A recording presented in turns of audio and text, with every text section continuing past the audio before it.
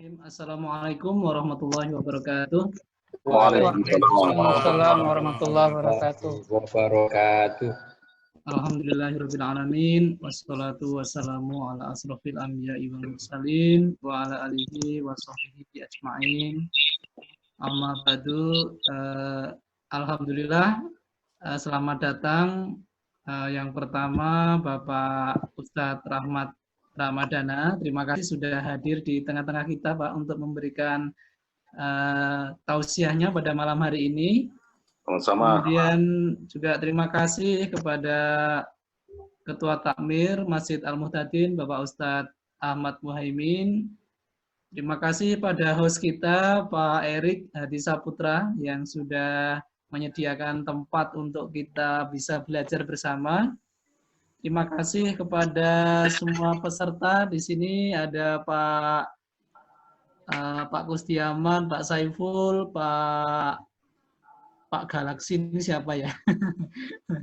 Pak MN, Pak Asdan, Pak KH6, Pak Mardalina, Pak Mujian. Pak Mardalina. Bulina itu Pak Mardalina. Nah ya. Bulina RT 13 itu. Bulina itu. Udah Pak Wid. Jangan Ada Pak Mutohar ya. Iya. Oke, sementara masih 13 orang, nggak apa-apa, semoga nanti bisa bertambah. Mulai aja terus. Baik, kita akan, sebelum kita mulai, kita sama-sama berdoa dulu agar acara kita bisa berjalan dengan lancar. Doa kita mulai dengan membaca basmalah bersama-sama. Bismillahirrahmanirrahim. Baik, mungkin biar tidak terlalu malam, ini sudah pukul 8:09. Waktunya nanti sekitar setengah jam Pak Ustadz ya, setengah jam untuk tausiahnya, kemudian dilanjutkan dengan sekitar 15 menit untuk tanya jawab. Oke. Ya. Ya. Baik, kita malam hari ini temanya adalah bagaimana asik mempelajari Al-Quran bersama keluarga di rumah. Ya, karena ini serba di rumah, jadinya temanya memang ini ada kata-kata di rumah ya. Jadi mungkin tema ini saya kira sangat-sangat menarik sekali karena biasanya tadarus di masjid, belajar pengajian di masjid, tapi kali ini benar-benar khusus ya, jadi semuanya harus di rumah gitu. Nah, kadang-kadang kalau di rumah mungkin jadi kurang semangat, kita berikan waktunya sepenuhnya buat Pak Ustadz. Ya. Pak Ustadz. Yeah. Terima kasih Pak Wito. Assalamualaikum warahmatullahi wabarakatuh. Wa nastaghfiruh.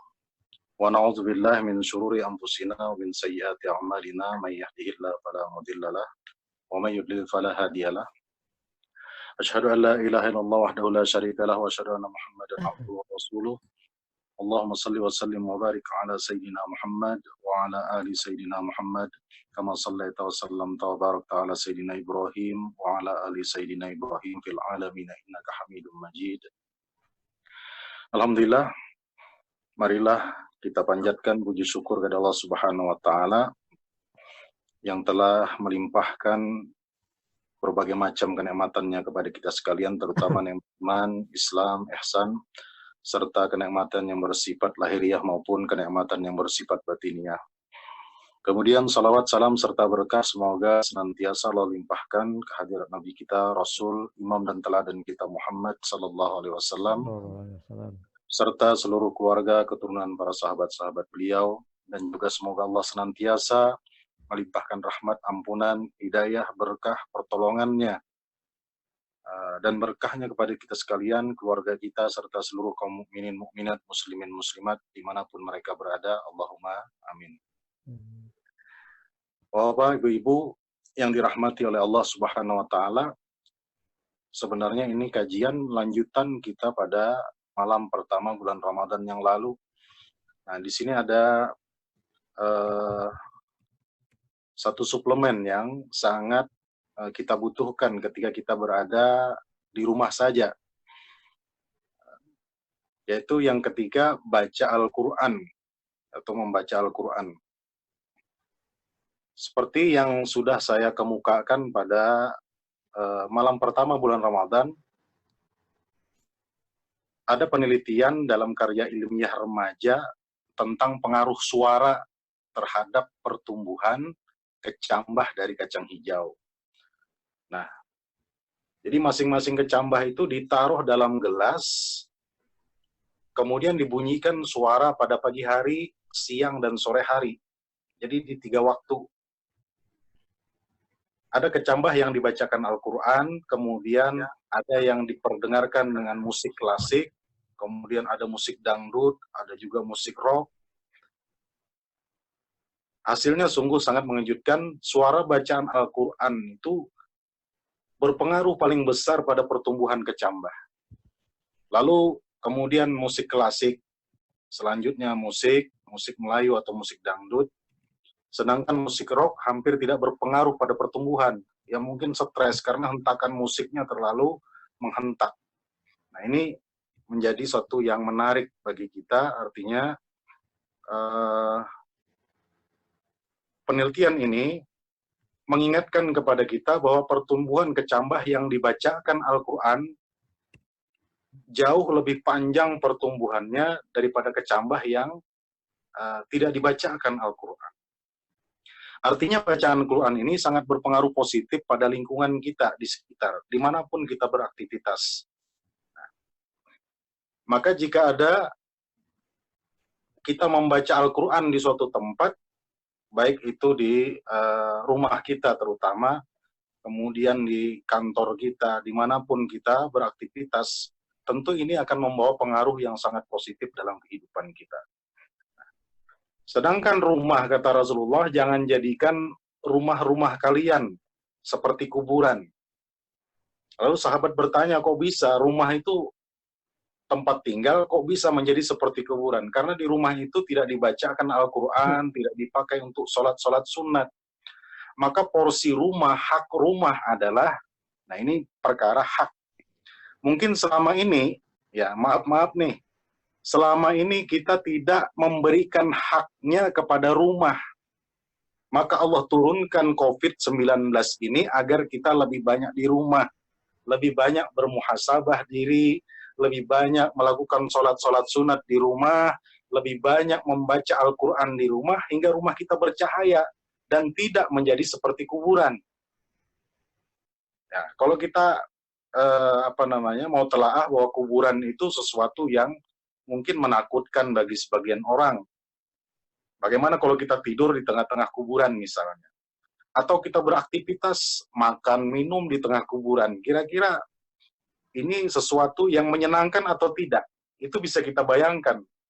Tetapi ketika rumah kita pakai untuk sholat, ya, kita pakai untuk memperbanyak membaca Al-Quran, ini akan mencahayai rumah kita. Jadi penelitian ini sungguh selaras dengan hadis Rasulullah SAW yang diriwayatkan oleh Imam Al-Baihaqi, "Nawiru manazilakum bisolati wa qiraatil Quran." Cahayailah rumah-rumah kalian, tempat-tempat tinggal kalian dengan sholat dan membaca Al-Quran.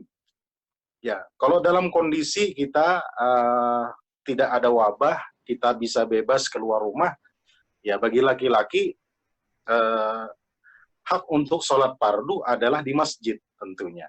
Nah, tetapi dalam kondisi wabah seperti ini yang mengharuskan kita untuk lebih banyak berdiam di rumah, maka kita lakukan sholat-sholat fardu maupun sholat-sholat sunat, utamanya itu di dalam rumah kita, kemudian kita baca Al-Quran. Nah, ini tentunya akan memberikan dampak atau pengaruh yang sangat positif bagi rumah kita. Nah, jadi rumah yang bercahaya itu bukan rumah yang terang benderang dengan lampunya atau dengan desainnya yang menarik, tetapi rumah yang bercahaya itu menurut Rasulullah adalah rumah yang secara rutin dibacakan Al-Quran. Maka rumah ini akan mendapatkan cahaya ilahi. Apa sih cahaya ilahi itu? Yaitu nur. Jadi nur Al-Quran itu ada yang sebagai nur az-zikr, nur sebagai cahaya pengingat bagi kita.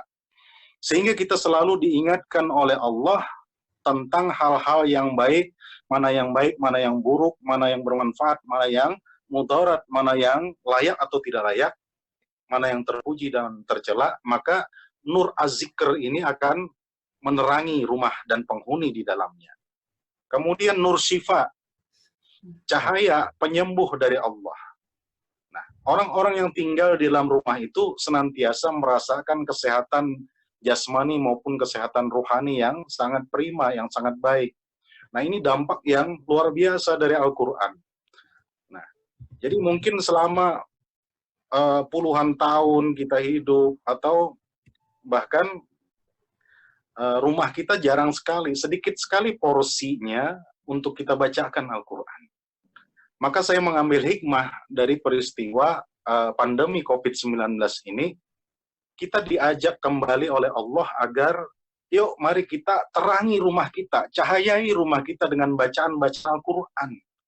Maka Allah akan memberikan cahayanya. Baik cahaya az-zikirnya, cahaya sifatnya, cahaya rahmatnya, cahaya kasih sayangnya, sehingga rumah itu penuh dengan kasih sayang. Kemudian cahaya-cahaya yang lain yang sangat banyak. Kalau kita telaah, kita hubungkan dengan cahaya Asmaul Husna, maka rumah itu memiliki 99 cahaya di dalamnya.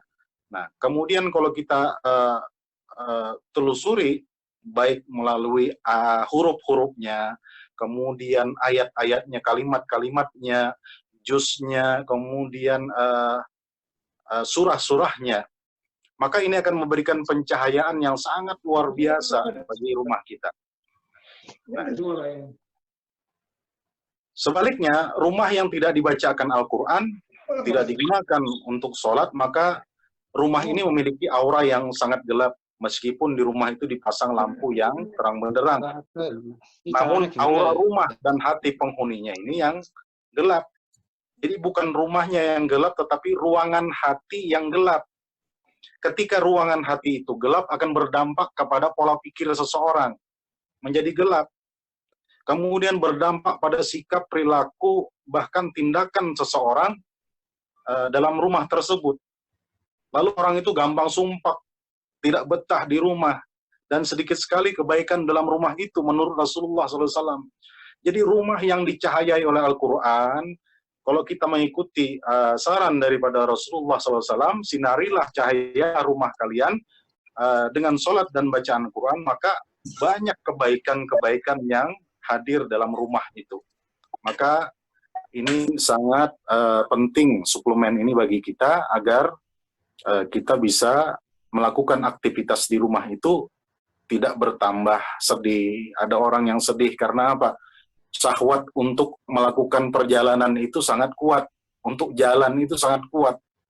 Maka sumpek. Nah, ketika sumpek inilah kita diingatkan untuk memperbanyak membaca Al-Quran, ya, dengan anak-anak kita, dengan keluarga kita, atau dengan orang-orang yang di sekitar kita. Yuk mari kita perdengarkan bacaan Quran.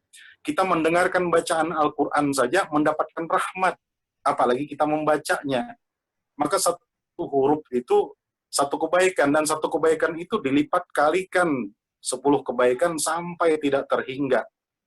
Maka ketika kita membaca Bismillahirrahmanirrahim, ada berapa huruf di dalamnya? Bismillahirrahmanirrahim. Itu kita kalikan 19 kebaikan, kemudian dikalikan dengan 10 kebaikan, dikalikan seterusnya, maka tidak terhingga kebaikan-kebaikan yang hadir dalam rumah kita. Nah, hadirin yang dirahmati oleh Allah Subhanahu wa Ta'ala. Kalau kita melihat kenapa orang tidak betah di rumah, kemudian merasa sumpah, merasa bahwa rezekinya jauh, atau merasa bahwa kesehatannya menurun selama di rumah, kurang, ya katakan kurang piknik dan seterusnya. Padahal piknik yang paling murah, hiburan yang paling murah, kemudian murah tetapi mengandung berkah yang sungguh luar biasa adalah membaca Al-Quran. Ya. Boleh kita baca misalnya per halaman atau per lembar. Jadi ketika kita membaca per lembar saja, itu 5.000 kebaikan. Ya. 5.000 kebaikan yang kita dapatkan. Kita baca, katakanlah kita satu hari satu lembar bisa. Kita akan mendapatkan 5.000 kebaikan dalam bacaan Al-Quran itu. Kemudian kita membaca 1 juz satu hari, maka 100.000 kebaikan dalam rumah yang kita bacakan Al-Quran itu. Apalagi kalau kita mengkhatamkannya. Nah, ketika mengkhatamkannya itu, maka kita disunahkan untuk membaca doa khatam Quran. Maka seorang sahabat Rasulullah sekaligus seorang saudara sepupu Rasulullah, Abdullah ibnu Abbas radhiyallahu taala anhuma, itu dengan rendah hatinya berpesan kepada sahabat-sahabatnya yang rutin membaca Al-Quran. Wahai sahabat-sahabatku, tolong kalau kalian mengkhatamkan Quran, undang-undang saya. Saya diundang nih untuk menghadiri khataman Al-Quran. Karena apa? Ada 60.000 malaikat yang mengaminkan doa-doa ketika khatam Quran itu. Nah, tetapi bagi saya pribadi, saya setiap membaca Quran, misalnya 1 juz satu hari atau beberapa juz satu hari, setiap 1 juz saya selesaikan membaca Quran itu, tetap saya baca doa khatam Quran. Karena sungguh luar biasa doa itu. Bayangkan, kalau ada 60.000, kita mengundang suatu acara saja di rumah kita, 600 orang kira-kira penuh nggak rumah kita, Pak? Penuh sekali. 600 peserta atau undangan yang hadir menghadiri khataman Quran di rumah kita. Betapa meriahnya rumah kita. Nah, ini ada 60.000 malaikat yang memenuhi rumah kita ketika khataman Quran. Kalau kita berpikir, kalau kita merenung, kemudian kita merasakan dalam rasa kita, betapa indahnya rumah yang mau dihadiri oleh 60.000 malaikat ketika khataman Quran itu. Beliau-beliau itu mengaminkan doa-doa kita. Maka kita ucapkan, Allahumma ja'al alifi amnan wa imanan. Ya Allah, jadikan huruf alif ini amnan, keamanan kami dan keimanan kami. Wabil ba'i baha barakah. Kemudian jadikan huruf ba itu sebagai huruf yang penuh berkah dalam kehidupan kami. Jadi setiap huruf, kemudian setiap kalimat, setiap rukuk, kemudian setiap juz, setiap surah itu mengandung keutamaan yang sungguh sangat luar biasa. Nah, ini yang perlu kita jadikan budaya mengaji, ya. Kalau di tempat saya, budaya mengaji ini tentu sudah terbiasa di Kalimantan Selatan, terutama orang ketika habis maghrib itu masing-masing rumah kita sering lewat itu pasti membaca Al-Quran. Dan banyak sekali kebaikan-kebaikan yang Allah hadirkan dalam bacaan Al-Quran itu. Bahkan malaikat pun ketika khataman Quran itu ada 60.000 malaikat hadir mengaminkan doa-doa kita ketika kita mengkhatamkan Al-Quran. Sungguh ini suatu yang luar biasa.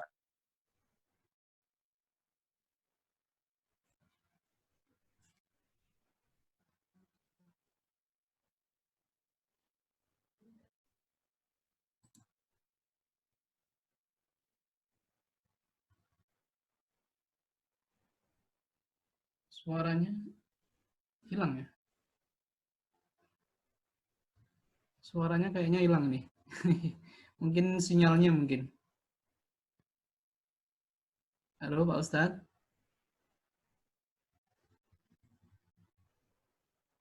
Sinyalnya hilang mungkin ya.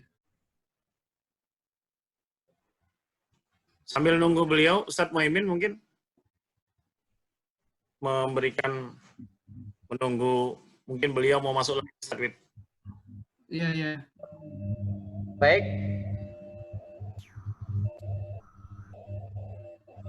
dari Ustadz Haji Rahmat Ramadana Al-Banjari tadi, jadi semakin memahami bahwa membaca Al-Quran itu sangat penting, karena terkadang kita mendengar sebuah pendapat, untuk apa membaca Al-Quran kalau tidak mengerti atau memahami maknanya. Saya pikir ini sebuah pendapat yang penting, tapi sesungguhnya itu dua hal yang berbeda. Ada yaqra'ul Quran, ada ta'limul Quran. Jadi membaca Al-Quran itu penting, mempelajari Al-Quran, mengerti maknanya, memahami maknanya itu juga penting. Jadi jangan sampai misalnya kita hanya fokus mempelajari Al-Quran, memahami artinya saja melalui terjemah, tapi membacanya ya sebatas halaman yang dipelajari. Itu penting, tapi lebih penting lagi membaca Al-Quran dengan rutin, dengan jumlah yang banyak, itu juga hal yang sangat penting. Sebuah ibadah yang sesungguhnya tidak kecil nilainya. Sebagaimana kalau setiap bulan Ramadan ini kita mengetahui sebuah riwayat betapa Nabi Muhammad Shallallahu Alaihi Wasallam selalu didatangi oleh malaikat Jibril alaihi salam, untuk malaikat Jibril mendengar kembali bacaan Al-Quran yang diucapkan, disampaikan oleh beliau baginda Nabi Muhammad Shallallahu Alaihi Wasallam, dan malaikat Jibril alaihi salam menyimaknya. Itulah kenapa di dalam orang-orang Islam mempunyai tradisi kalau Ramadan itu ada istilah tadarus, membaca Al-Quran bersama. Di antaranya itu contoh bagaimana setiap malam Ramadan Nabi Muhammad Shallallahu Alaihi Wasallam bersama malaikat Jibril alaihi salam selalu membaca atau saling menyimak baca Al-Quran itu. Maka saat ini sebagaimana disampaikan oleh Ustaz Rahmat, betapa penting juga kita memberikan hak kepada rumah kita, bahwa mengaji itu tidak hanya di masjid, membaca Al-Quran itu tidak hanya di masjid, sholat sunnah itu tidak hanya di masjid, tapi juga penting sekali kita mencontoh Nabi Muhammad Shallallahu Alaihi Wasallam untuk mencahayai rumah kita. Berilah nur rumahmu itu dengan sholat sunnah dan bacaan Al-Quran. Itu Ustadz Widodo, barangkali, atau Ustadz Rahmat sudah muncul kembali? Ya, ini Pak Ustadz Rahmat baru mencoba masuk lagi, Pak. Baik. Baru mencoba masuk lagi ini, masih belum bisa masuk. Selamat datang Ustadz Basir. Ya. Coba. Ya, Ustadz Mujib juga ini, Pak. Mic Ustadz Basir bisa di-on? Pak Ustadz Basir. Oh ya, sebentar. Oke, silakan Pak Ustadz Basir. Ya, sudah bisa. Monggo. Dulu. Kiri bawah. Yang nah, Ustadz Basir kangen dengar suaranya.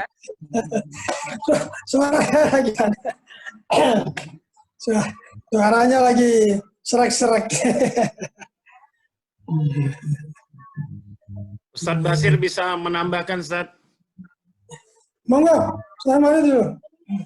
Masih belum mana? Monggo silakan dilanjutkan dulu.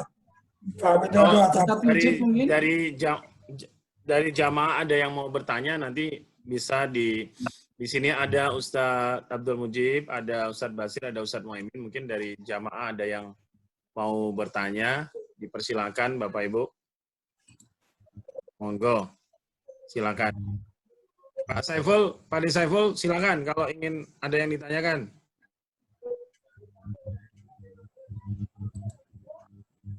Selamat bergabung Pak Ragil dari Bogor.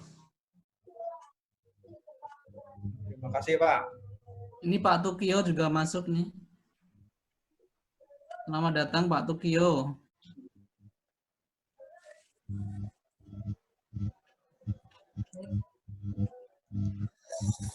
Ini Pak Mungkin Pak Ustadz Mujib bisa memberikan ini Pak Ustadz.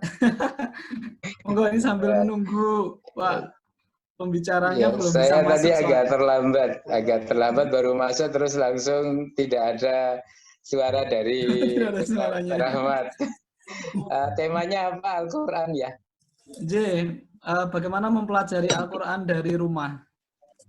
Oh iya, ya Al-Quran itu bagaimana? Kalau saya melihatnya di dalam kebiasaan kita, yang kita lakukan itu ya belum mempelajari, tetapi baru pada proses membaca. Angan-angan sama anane itu belum pernah kita upayakan sebetulnya. Maka jalan yang paling mudah adalah ketika kita sholat, itu menggunakan ayat-ayat yang memang kita pahami sehingga kita bisa meresapi.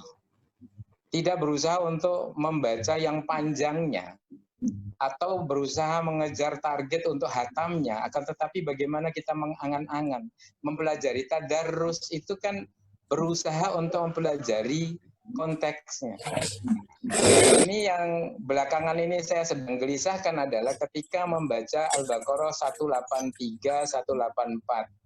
Hampir semua itu hanya memahami dari segi kebahasaan, tidak sampai pada kedalaman apa yang sebetulnya diinginkan oleh Allah ketika memerintahkan kepada kita untuk melaksanakan ibadah puasa. Ini satu contoh gitu ya, satu contoh. Atau kita masuk ke dalam surat Al-Jumu'ah. Kita mungkin hampir semua hafal dengan surat Al-Jumu'ah itu, tetapi memaknai dan memahami konteks dari surat Al-Jumu'ah itu bagi kehidupan kita. Padahal itu sebetulnya SOP ketika kita masuk kehidupan duniawi kita. Itu surat Al-Jumu'ah itu mengantarkan itu.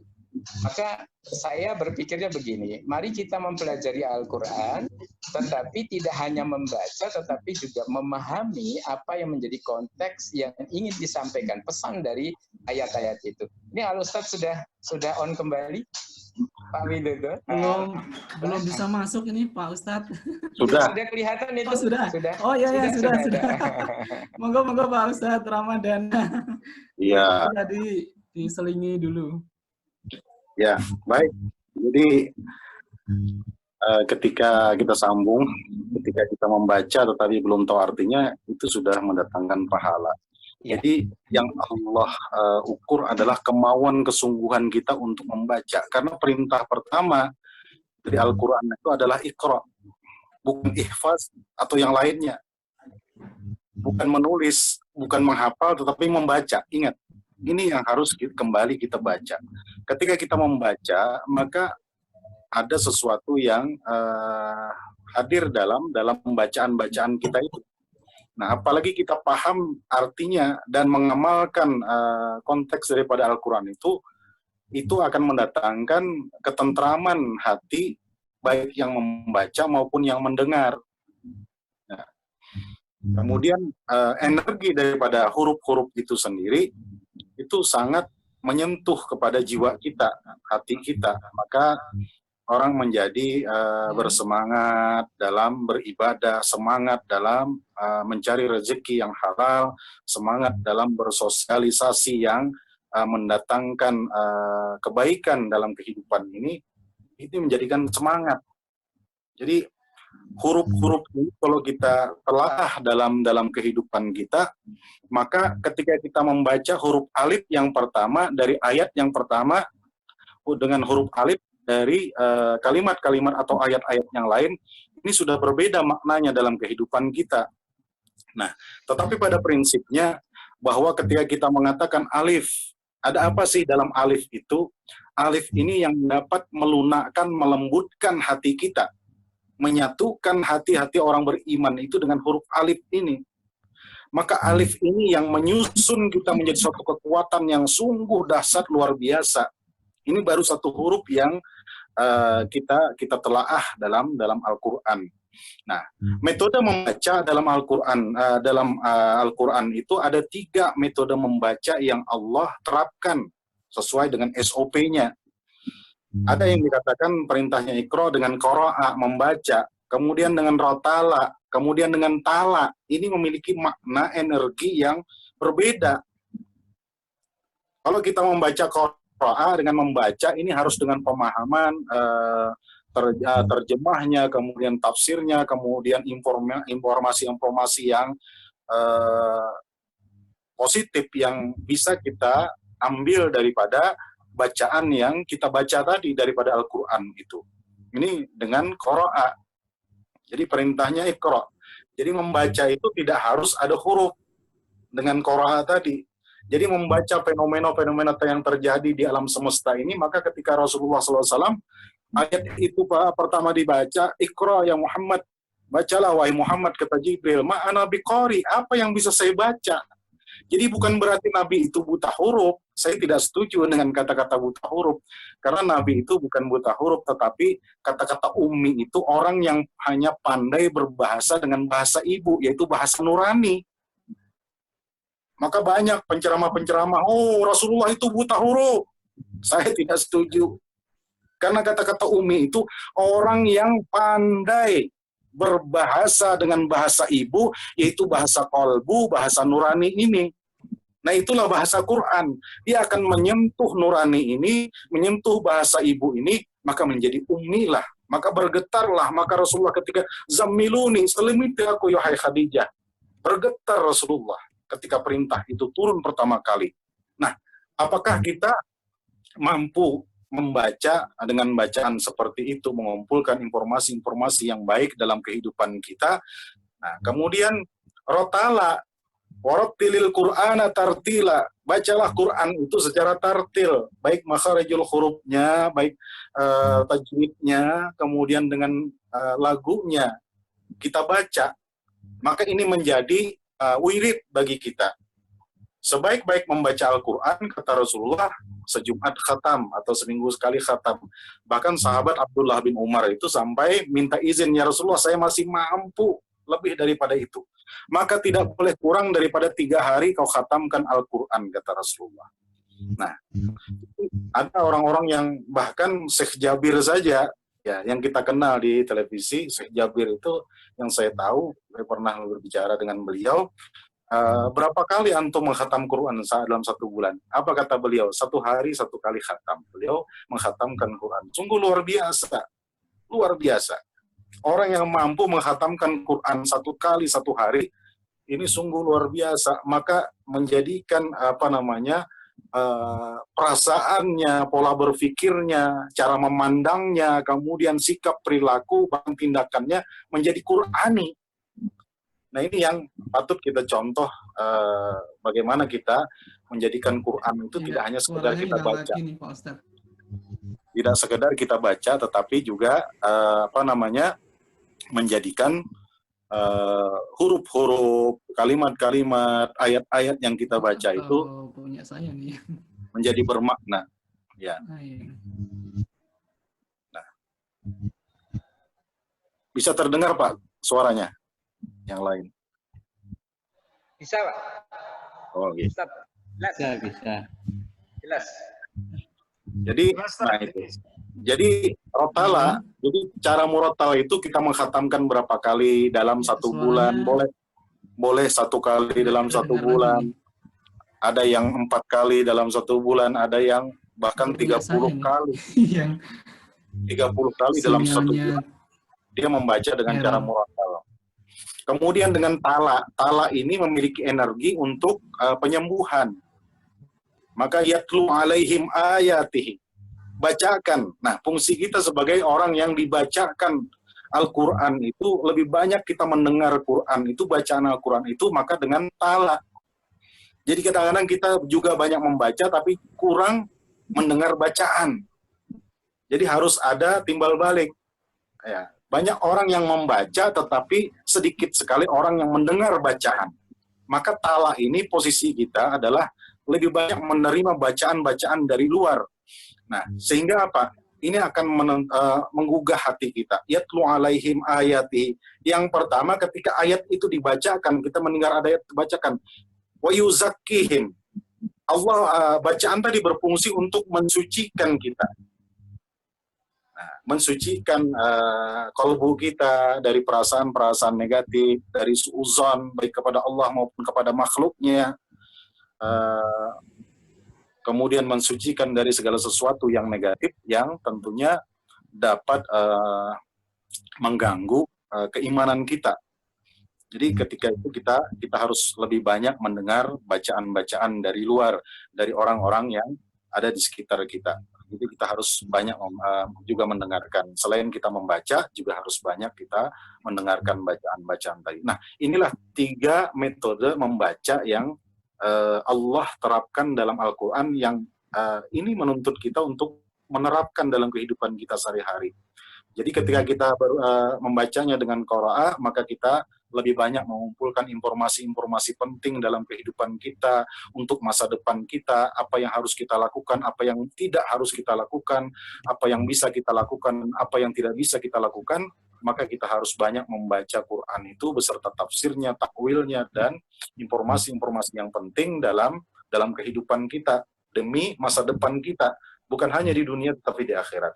Kemudian rotala, yaitu kita baca menjadi bacaan yang murotal, kita jadikan wirid Al-Quran itu, karena sebaik-baik wirid adalah menghatamkan Al-Quran, kata para ulama.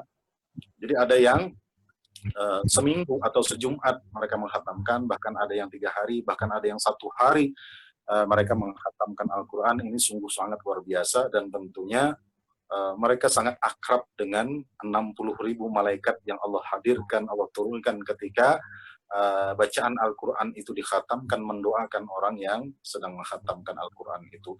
Kemudian tala, lebih banyak kita mendengar bacaan-bacaan, baik dari sahabat kita, dari guru-guru kita, bahkan dari anak-anak kita saja. Ketika anak kita mengaji, kita mendengar kajiannya, walaupun makhrajnya belum begitu pas, tetapi ini bisa menyentuh hati kita, mengingatkan kita kembali kepada orang tua kita yang sudah mengajarkan bacaan Al-Quran ini. Kemudian tidak lama berlinang air mata kita, kemudian ketika berlinang air mata kita, ini akan luruh dalam hati kita, membuat hati kita bertambah lembut. Kita teringat jasa kedua orang tua kita yang sudah mengajarkan kita bacaan Al-Quran, atau guru-guru kita, maka kita berdoa mudah-mudahan mereka diampunkan, dirahmati, dan dikumpulkan dengan Rasulullah Sallallahu Alaihi Wasallam. Demikian, sesuai dengan jadwal 30 menit Pak Widodo, mungkin di sini dulu. Mungkin ada yang ingin kita bahas lebih lanjut, saya persilahkan kembali kepada Pak Widodo. Terima kasih Pak Ustadz Rahmat Ramadana yang sudah memberikan tausiahnya tentang belajar Al-Quran ini. Kita ada waktu sekitar 15 menit ya untuk tanya jawab. Ya, dipersilahkan bagi bapak-bapak, ibu-ibu yang ada pertanyaan, silahkan, dipersilahkan.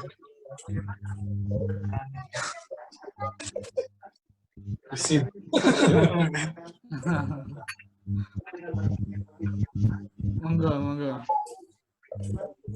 Ini ada 20 orang yang mengikuti acara ini. Tadi ada sempat 22.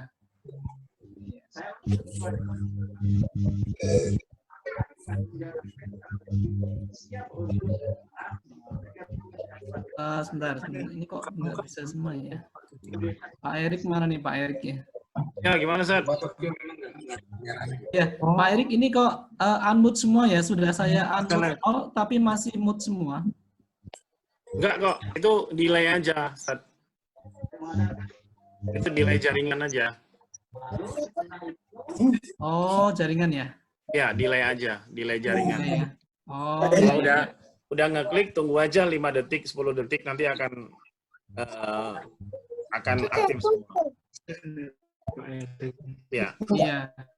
Delay jaringan karena tidak semua bisa langsung cepat. Kalau yang jaringan internetnya baru seperti Ustadz Muhaimin, langsung dia. Kalau yang jaringannya masih belum layanan istimewa, ya nunggu delay. Kok Mas Alik nggak ada? Monggo silakan, bapak-bapak, monggo. Zoom-nya. Kok nggak bisa, Pak? Ya. Ini Pak Widodo nggih, Pak Kenapa Widodo ya? Basuki, monggo sudah terdengar Pak, silakan Pak. Ya, Pak Widodo Basuki, silakan Pak Widodo. Ini kalau dimasukin itu bukan. Nggak masuk ya. Tapi nanti malah hilang. Baik, kalau belum ada pertanyaan, saya mau bertanya Pak Ustadz Ramadana. Monggo, silakan. Banyak besar. Ini Pak, apa namanya, yang sering jadi pro kontra itu kan seperti sering di grup dan sebagainya, ada yang bilang yang penting baca gitu ya. Kalau bisa yang penting itu khatam gitu. Yang penting khatam gitu. Yang kedua pendapatnya nggak usah khatam, yang penting itu bisa memahami gitu ya. Nah, sama-sama waktunya mungkin juga sama yang digunakan gitu ya.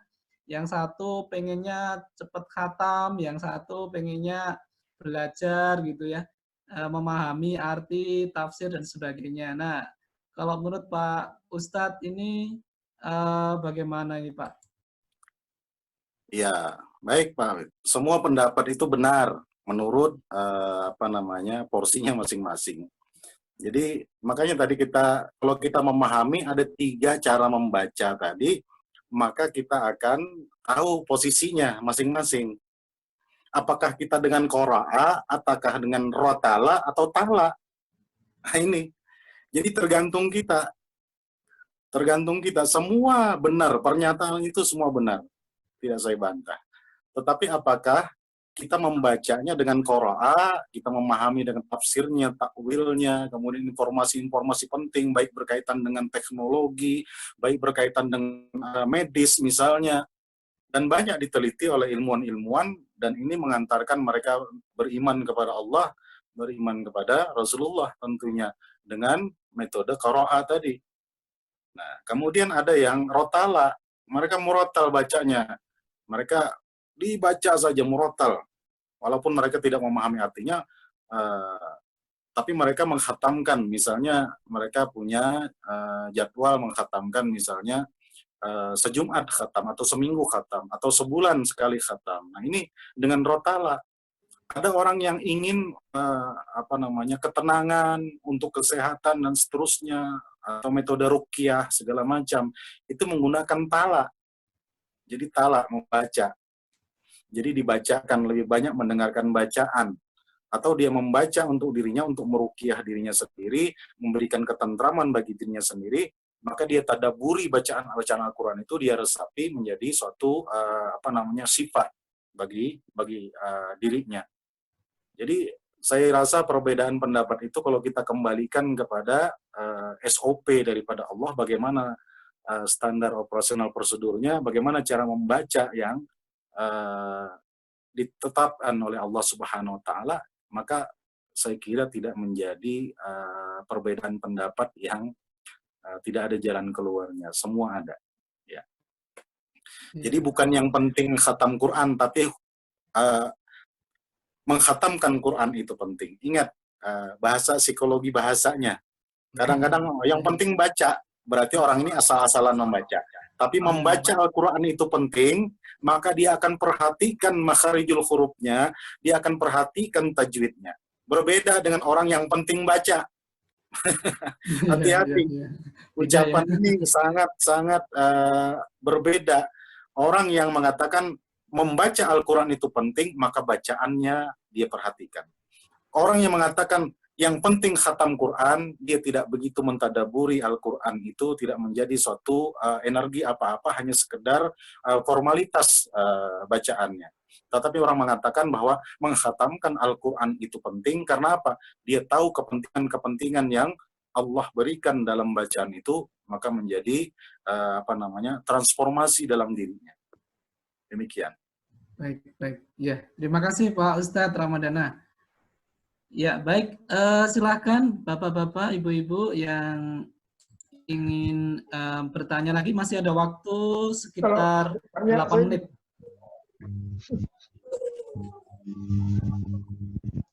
Yang mana yang ngirim ke itu siapa Pak? Pak dari Bapak. Bapak siapa? Tangan. Anak itu ke Bapak siapa? Pak Sugeng. Sugeng. Monggo, masih ada? Boleh, Ustaz? Monggo Pak Muhaimin. Ya. Ustaz Rahmat.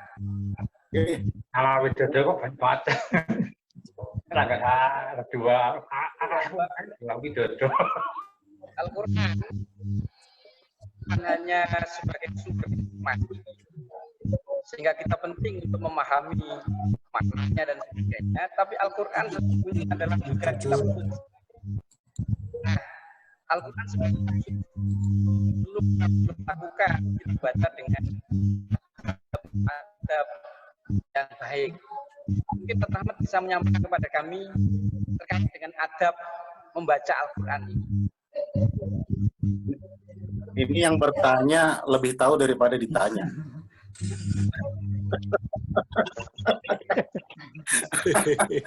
Ya, tapi baiklah. Karena ini jatah saya untuk menjawab, jadi saya harus menjalankan kewajiban saya. Baik, Ustaz. Yang jelas, pertama, la yamassuhu ilal mutahharun, kata Allah Subhanahu wa taala. Tidak boleh menyentuhnya, lamasa itu menyentuh mushafnya saja. Itu yang pertama secara syariat, menyentuh mushafnya saja tidak boleh kalau bukan orang yang suci atau disucikan oleh Allah Subhanahu wa taala. Tentunya ketika kita mengambil mushaf itu adabnya adalah suci. Maka harus bersuci terlebih dahulu dengan wudu. Nah, kemudian membawa Al-Quran pun itu kalau kami ini saya contohkan Pak, itu dijunjung Pak, paling enggak begini ya, atau kalau dalam waktu kecil dulu begini kita begini nih bawanya, Quran itu sangat kita hargai, tidak boleh dia rendah daripada dada kita. Ini adab yang dulu kami terapkan sampai sekarang. Saya sangat miris sekarang orang yang naruh Quran itu di bawah, di lantai. Misalnya kalau nih maaf nih saya kritis nih waktu tahlilan itu Al-Quran dalam surah Yasin juga bagian daripada Al-Quran ditaruh dibagi dengan dilempar-lempar baginya, ditaruh di bawah lantai. Ini adab yang sangat mengurangi kita. Lalu bagaimana Al-Quran itu bisa menjadi energi dalam kehidupan kita? Karena apa? Kita tidak memperlakukan adab itu dengan sebaik-baiknya. Ya, bayangkan kulit kambing saja. Nih kulit kambing, misalnya ini kulit kambing. Ya, tetapi menjadi bungkus atau kemasan Al-Quran, dia menjadi mulia pada akhirnya.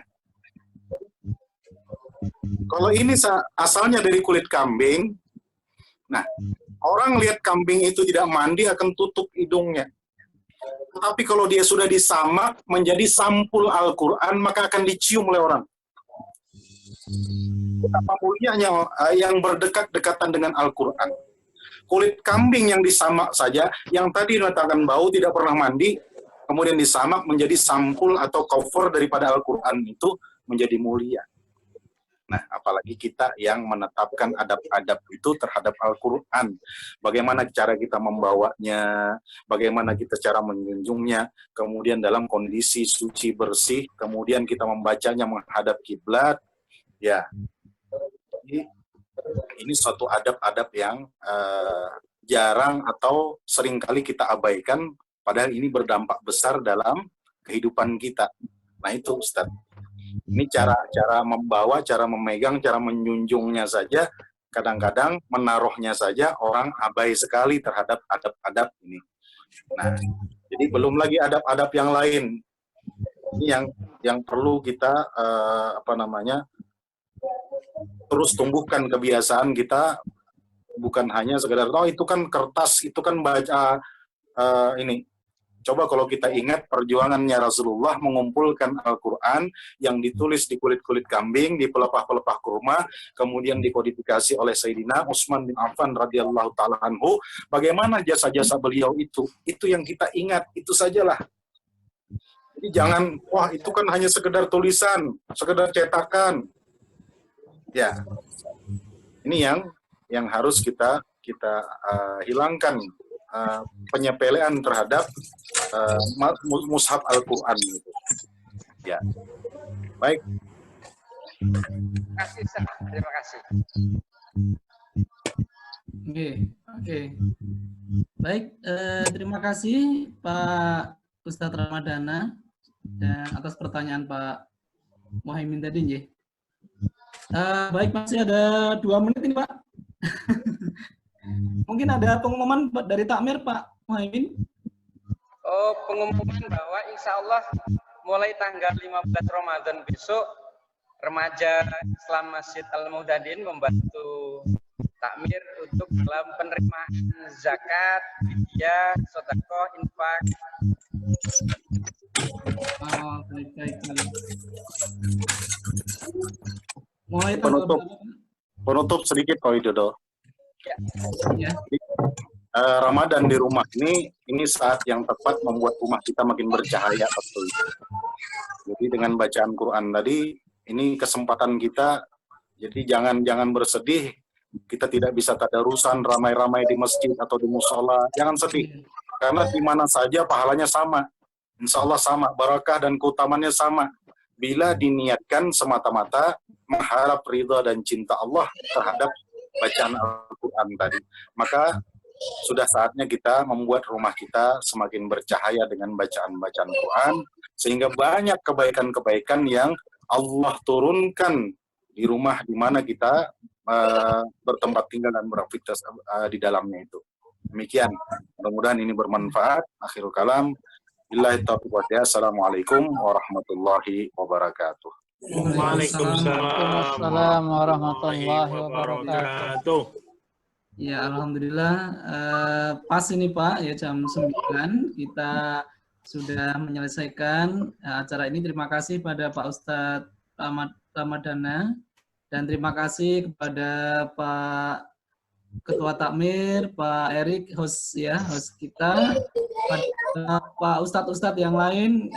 Terima kasih semuanya partisipasinya dan semua peserta, Bapak-bapak, Ibu-ibu dimanapun Anda berada, ya terima kasih atas partisipasinya. Semoga acara kita ini bisa menambah silaturahmi dan juga belajar bersama di masa semuanya serba di rumah ini. Semoga semuanya diberikan kesehatan dan keberkahan dari Ramadan ini. Dan kita akan berjumpa lagi di minggu depan, yaitu Ahad malam dengan tema